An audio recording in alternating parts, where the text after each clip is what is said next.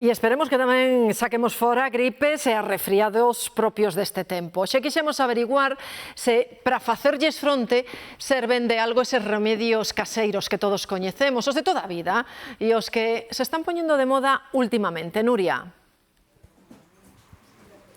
Si, Marta, a tradición popular alíase coas redes sociais, cos trucos virais e a máis da mel, o allo ou a cebola, que son os produtos típicos, cada vez triunfa máis. Isto que teño aquí é o xenxibre como aliado para combater catarreiras ou tamén gripes. A evidencia científica di que a maioría deses procesos respiratorios son virais, por tanto, hai que pasalos, sí ou sí, pero recoñece nestes remedios naturais un aliado para combater esa sintomatoloxía e recuperarnos un pouco antes.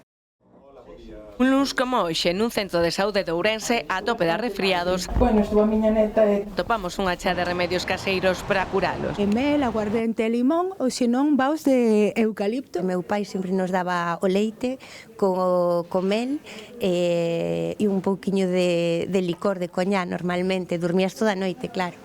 El limón, e botas unha cucharada de mel, quéntalo un pouco e trágalo. Si lle sirve, mal non fai, pero eu supoño que o efecto é escaso, non? Para os catarros e as gripes hai outro clásico da sabedoría popular. a miña nai para tos sempre puña na almohada un poquinho de cebola cortada. Pois funciona, verdad? Non hai